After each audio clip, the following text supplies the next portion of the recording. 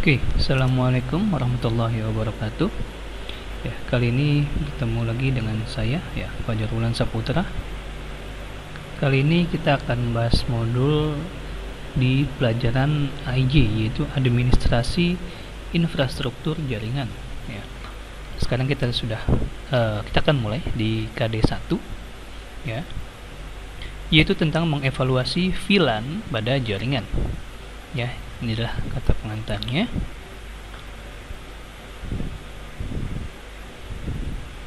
Oke, lalu indikatornya adalah siswa mampu menganalisis konfigurasi ulang jaringan VLAN. Lalu siswa mampu mengetahui troubleshooting inter-VLAN routing berdasarkan konfigurasi ulang VLAN. Siswa mampu menangani konfigurasi ulang VLAN. Ya. Alatan bahannya itu modul dan laptop. Ya, tujuannya adalah nanti siswa ini mampu mengkonfigurasi tentang VLAN, ya. Selain mengetahui tentang apa itu VLAN, gitu ya. Tujuannya adalah siswa itu mampu selain menganalisis juga mengkonfigurasi tentang VLAN, ya. Itu adalah tujuannya, ya. Lalu kita langsung saja masuk ke materi, ya. Pertama tentang jaringan komputer. Jaringan komputer ialah merupakan sebuah sistem yang tersusun atas dua komputer, bahkan bisa saling terhubung lewat media komunikasi atau media transmisi, sehingga keduanya ataupun semuanya bisa saling berbagi aplikasi, data, dan berbagi hardware komputer. Istilah dari jaringan komputer itu juga bisa diartikan menjadi kumpulan dari beberapa terminal komunikasi, entah itu dari dua komputer atau bahkan lebih yang sama-sama terhubung. Tujuan dibuat jaringan komputer adalah supaya data informasi yang dibawa transmitter sebagai pengirim bisa sampai ke pihak penerima dengan tepat dan akurat tanpa kesalahan apapun. Jaringan komputer ialah yang nantinya akan memungkinkan pengguna bisa berkomunikasi dengan yang lain dengan mudah dan praktis.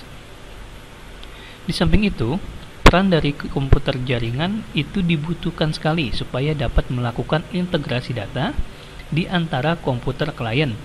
Dengan begitu didapatkanlah data yang relevan. Untuk membuat jaringan komputer ini, maka router dan switch memakai beberapa protokol dan algoritma, sehingga keduanya bisa bertukar informasi dan bisa membawa data yang diinginkan menuju ke titik akhir. Setiap titik akhir itu sendiri terkadang dikatakan sebagai host. Bagian ini biasanya punya tanda pengenal yang unik dan biasanya berupa alamat media akses kontrol atau IP address. Alamat ini nanti bisa digunakan sebagai petunjuk sumber atau sebagai tujuan transmisinya. Sedangkan di bagian endpoint itu nanti bisa meliputi server, telepon, komputer pribadi, dan beberapa hardware jaringan. Jenis-jenis jaringan komputer berdasarkan dengan fungsinya. Sebenarnya setiap jaringan komputer ada yang bisa digunakan untuk server dan klien. Namun ada juga jaringan yang dilengkapi dengan komputer khusus untuk didedikasikan menjadi server saja, sementara yang lain menjadi klien. Akan tetapi ada juga yang tidak mempunyai komputer khusus untuk server saja. Dari sinilah jika dilihat dari fungsinya, maka jaringan komputer terbagi menjadi dua. Yang pertama adalah client server. Ini adalah sebuah jaringan komputer yang memang didedikasikan menjadi sebuah server. Untuk client server ini bisa juga dijadikan sebagai layanan untuk satu komputer dan juga lebih, ya. Misal saja untuk satu domain yang dimanfaatkan oleh banyak komputer, namun bisa juga dimanfaatkan oleh banyak layanan pada satu komputer saja. Lalu yang kedua ada peer-to-peer, ya. Jenis jaringan komputer ini merupakan di saat setiap hostnya bisa menjadi klien dan server secara bersamaan. Misal saja dalam file sharing antara komputer pada jaringan Windows ada 5 PC dengan nama ABCDE, maka setiap komputer punya hak akses pada filenya, ya. Jadi suatu ketika A mengakses file share di B, ya, dan memberi akses ke C. Ketika file A mengakses ke file B, A bisa menjadi klien, sementara itu di saat A memberi akses kepada C, maka PC A bisa menjadi sebuah server. Kedua fungsi yang dimiliki oleh A ini bisa dikerjakan secara bersamaan sehingga disebut juga dengan jaringan peer-to-peer, ya. Lalu ada jaringan komputer berdasarkan topologi jaringan. Setelah membahas tentang pengertian jaringan komputer, fungsi dan jenisnya berdasarkan fungsi dan areanya, kali ini akan dibahas tentang jenis topologi jaringan. Seperti yang diketahui, bahwa di dalam komputer itu ada beberapa macam topologi jaringan, diantaranya yaitu topologi ring, bus, star, mesh, tree, peer-to-peer, linear, dan hybrid. Yang pertama ada topologi ring. Topologi ring merupakan topologi cincin yang kerap digunakan untuk menghubungkan satu komputer dengan komputer lain menggunakan rangkaian melingkar seperti cincin. Lalu topologi bus. Sedangkan untuk topologi bus adalah jenis topologi yang lebih praktis karena biasanya hanya dimanfaatkan untuk instalasi jaringan kabel koaksial. Kemudian topologi star atau topologi bintang. Lalu ada topologi mesh. Ada lagi topologi mesh, yaitu topologi yang bisa dimanfaatkan untuk banyak rute. Ya, topologi tree disebut juga dengan topologi pohon sebagai kombinasi dari topologi star dan topologi bus. Selanjutnya, ada topologi peer-to-peer, dan ini adalah topologi paling sederhana karena cuma menghubungkan antar dua PC saja, sehingga jauh lebih praktis dibandingkan dengan yang lainnya. Lalu ada topologi hybrid dan topologi linear. Ya, tadi ada topologi linear dan topologi hybrid. Topologi linear adalah disebut juga topologi bus berurut, ya, karena hanya menggunakan satu kabel utama pada setiap titik sambungan komputer. Sedangkan topologi hybrid merupakan kombinasi dari beberapa topologi yang tidak sama untuk membentuk jaringan yang baru. Jadi, seperti itulah jaringan komputer dan serba-serbi yang ada gitu ya. Lalu jaringan komputer berdasarkan distribusi sumber informasi atau data ya. Yang pertama ada jaringan terpusat. Ya, pengertian jaringan terpusat yaitu jaringan yang terdiri dari komputer klien dan komputer server, di mana komputer klien bertugas sebagai perantara dalam mengakses sumber informasi atau data yang berasal dari komputer server. Dalam jaringan terpusat, terdapat istilah DAM terminal atau istilah yaitu terminal bisu, di mana terminal ini tidak memiliki alat pemrosesan data. Ya. Lalu kedua ada jaringan terdistribusi, yaitu pengertian jaringan terdistribusi ini merupakan hasil gabungan dari beberapa jaringan terpusat sehingga memungkinkan beberapa komputer server dan klien dapat saling terhubung dengan membentuk suatu sistem jaringan. Lalu jaringan komputer berdasarkan media transmisi data. Apa itu jaringan dan apa itu data? Setelah Anda mengetahui definisi umum dari hal tersebut, maka Anda baru dapat memahami konteks dari sesuatu yang akan dibahas. Transmisi adalah proses pengiriman dan penyebaran sinyal informasi analog atau digital melalui media transmisi, point to point atau point to multipoint, fisik, baik kabel, serat optik, dan nirkabel. Selanjutnya adalah jaringan ya. Jaringan adalah kumpulan komputer, server, mainframe, perangkat jaringan, periferal, atau perangkat lain yang terhubung satu sama lain untuk memungkinkan pembagian data. Sebagai contoh dari sebuah jaringan, tentunya hal yang sudah sangat bagus adalah internet yang menghubungkan jutaan orang di seluruh dunia. Lalu data. Data adalah informasi yang telah diterjemahkan dalam bentuk yang efisien untuk pergerakan atau pengolahan. Sehubungan dengan komputer dan media transmisi saat ini, data adalah informasi yang diubah menjadi bentuk digital biner. Jenis-jenis berdasarkan media transmisi data. Yang pertama ada media transmisi kabel atau terikat ya, atau wired network. Media transmisi yang terkait adalah kabel yang nyata atau memiliki keberadaan fisik dan dibatasi oleh geografis fisik.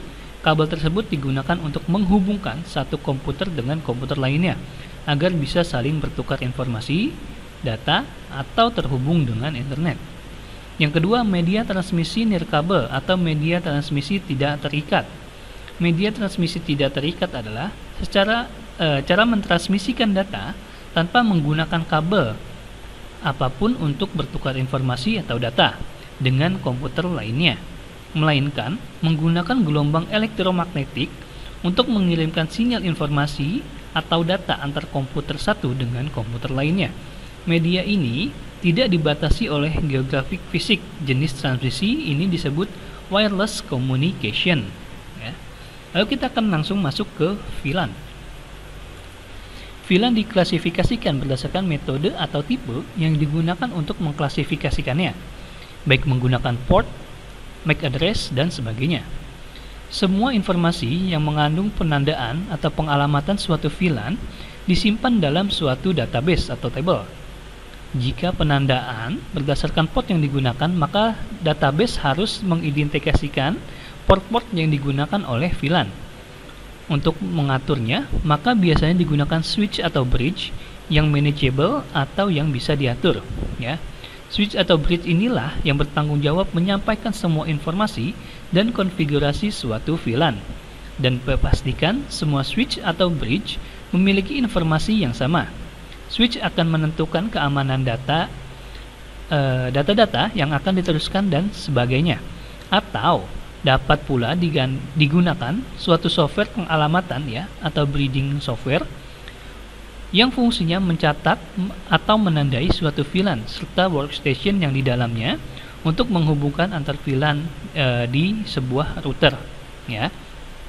Lalu beberapa keuntungan penggunaan VLAN antara lain security ya atau keamanan data dari setiap divisi dapat dibuat tersendiri karena segmennya bisa dipisah secara logika. Lalu lintas data dibatasi segmennya. Lalu ada cost reduction, penghematan dari penggunaan bandwidth yang ada dan dari upgrade keperluasan network yang bisa jadi mahal. Lalu ada higher performance, ya, pembagian jaringan layer 2 ke dalam beberapa kelompok broadcast domain yang lebih kecil, yang tentunya akan mengurangi lalu lintas package yang tidak dibutuhkan dalam sebuah jaringan. Lalu ada broadcast from mitigation ya. Pembagian jaringan di dalam VLAN akan mengurangi banyaknya device yang berpartisipasi dalam pembuatan broadcast storm. Hal ini terjadi karena adanya pembatasan broadcast domain.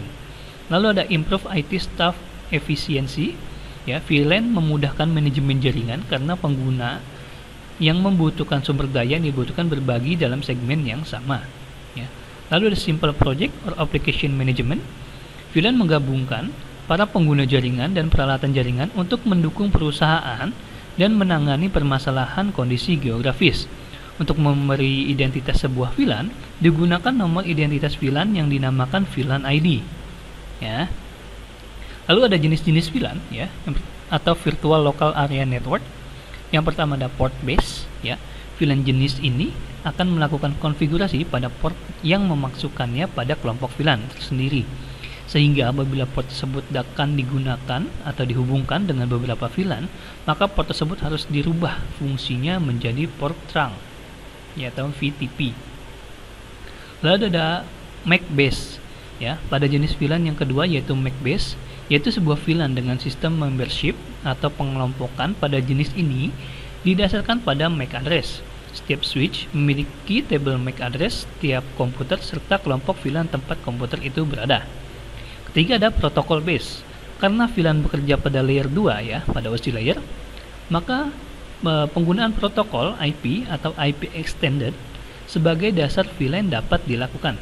Yang keempat, API subnet address base. VLAN selain bekerja pada layer 2, VLAN dapat bekerja pada layer sehingga dapat subnet alamat subnet dapat digunakan pada dasar VLAN. Lalu ada authentication base. Device atau komputer bisa diletakkan secara otomatis di dalam jaringan VLAN yang didasarkan pada autentifikasi user atau komputer menggunakan protokol 802.1x ya. Lalu konsep kerja VLAN. VLAN diklasifikasikan berdasarkan metode atau tipe yang digunakan, baik menggunakan port, MAC address, dan lain-lain. Semua informasi yang mengandung pengalamatan suatu VLAN atau tagging disimpan dalam suatu database. Jika pengalamatan berdasarkan port yang digunakan, maka database harus mencatat port-port yang digunakan oleh VLAN. Untuk mengaturnya, maka digunakan switch atau bridge yang dapat diatur. Ya, switch atau bridge akan menyimpan semua informasi dan konfigurasi suatu VLAN, dan dipastikan semua switch atau bridge memiliki informasi yang sama. Switch akan menentukan keamanan data-data akan diteruskan dan sebagainya ya. keuntungan VLAN ya, itu security ya, seperti yang tadi di atas sudah kita sampaikan. Ada cost reduction, ada high performance, ada broadcast storm mitigation, lalu ada improve IT staff efficiency, dan simple project or application management ya. Itu adalah mempermudah ya pengolahan sebuah project atau pekerjaan karena memiliki fungsi-fungsi yang terpisah. Ini adalah contoh implementasi dari VLAN ya. Oke, bisa dilihat gambarnya. Lalu di sini keterangan ya, kita baca dari keterangannya. Di sebuah sekolah menerapkan konsep VLAN, terdapat 6 bagian untuk bagian pegawai, siswa 1, siswa 2, lab 1, lab 2, lab 3, di mana masing-masing bagian mempunyai kegunaan yang berbeda-beda. Misalnya, pada bagian pegawai, lalu lintas jaringan yang digunakan hanya user yang berstatus pegawai dan melakukan tugas kepegawaian. Walaupun suatu saat user pegawai mau menghubungi pihak lain yaitu telepati, jika lalu lintas jaringan pada bagian pegawai menjadi lambat, bagian lain tidak akan berpengaruh. Tetapi jika tidak menerapkan konsep VLAN, lalu lintas jaringan antar bagian akan terkumpul di satu tempat sehingga lalu lintas jaringan di tempat tersebut akan menjadi lambat. Lalu konfigurasi jaringan VLAN ya, ini adalah topologi VLAN di Cisco Packet Tracer ya. Keterangan dari topologi di atas adalah VLAN 10 terdiri dari port 1, 2, 3, 4, dan 5. Sementara VLAN 20 terdiri dari port 6, 7, 8, 9, dan 10. Jenis kabel yang digunakan dari PC ke switch adalah kabel tipe strike ya. Lihat pada tabel perencanaan di bawah ya. Kita lihat di sini. Ini adalah tabel perencanaannya ya. Di perangkatnya ya, di switchnya itu menggunakan switch 0, serinya 2950/24 ya. Deskripsi atau VLAN-nya ini di VLAN 10 tadi ya. Ada port 1, 2, 3, 4, dan 5, dan VLAN 20 ada di port 6, 7, 8, 9, dan 10 ya. Di PC1 ya, serinya adalah generic PT. IP-nya yang diberikan adalah 10.10.10.1 VLAN 10 ya. Subnet masknya 255.0.0.0. Di PC1 ya, di switch, masih di switch, itu dikasih dengan IP 10.10.10.2 ya, itu masih di VLAN 10. Netmasknya sama ya. Di PC2 jenis PC diberikan IP ya di perangkatnya itu 10.10.3 ya, itu di VLAN 20. Lalu di PC3 ada 10.10.10.4 di VLAN 20 ya. Oke, langkah-langkah konfigurasi VLAN di Cisco Packet Tracer di bawah ini dengan langkah-langkah konfigurasi VLAN pada Cisco Packet Tracer ya. Keterangan 1, yang pertama adalah kita buka Cisco Packet Tracer-nya ya. Klik switch 0, kemudian pilih tab config. Selanjutnya kita perhatikan pada menu di interface ya. Kita lihat di sini, kita lihat dari gambar ya. Pertama kita klik config ya. Lalu kita lihat di bawah interface ya. Ada fast Ethernet ya. Pilih akses ya. Kita lihat saja. Lalu kedua, aturlah fast Ethernet 0 sampai dengan fast Ethernet 5 untuk VLAN lab 1 ya. Dan fast Ethernet 6 sampai dengan 10 untuk VLAN lab 2 ya. Ketiga, selanjutnya hubungkan Ethernet PC0 ke port 1 dan Ethernet PC1 ke port 2 yang ada di switch, dan PC2 dan PC3 dihubungkan ke port 5 dan 6 ya. Bisa dilihat pada gambar seperti ini ya. Ini adalah Ethernetnya ya. Ethernet 1, 2, 3 dan seterusnya ya, ditaruh di situ. Keempat, kemudian bisa mengatur IP address dan masukkan dari PC atau komputer klien ya. Ini adalah IP yang kita masukkan di dalam komputer klien ya. Komputer kliennya di PC 0 10.10.10.1 ya, seperti yang tabel yang tadi ya. Nah, nih di sini adalah di pas desktop IP configuration-nya. IP-nya kita berikan IP di sini ya, 10.10.10.1. Ini untuk PC 0-nya ya. Ini yang dimasukkan di PC klien ya, PC 0. Lalu kelima, tahap konfigurasi VLAN sudah selesai. tinggal melakukan tes koneksi. Perlu diperhatikan bahwa PC 0 dan PC 1 berada di VLAN lab 1, sementara PC 2 dan PC 3 berada di lab VLAN di VLAN lab 2 ya. Sehingga bila tes koneksi dari PC 0 ke PC 1 itu adalah replay ya, replay. Bila dari PC 0 dan ke PC 2 atau PC 3 seharusnya RTU. Kenapa? Karena berbeda VLAN. Ya, karena memang belum kita atur. Jika sudah seperti ini berarti sudah benar ya konfigurasinya. Seperti itu. Oke, sekian pembelajaran kita di pelajaran AIJ ya. Kita akan lanjut nanti ke KD kedua ya. Semoga dapat dipahami. Terima kasih. Sampai bertemu lagi. Assalamualaikum warahmatullahi wabarakatuh.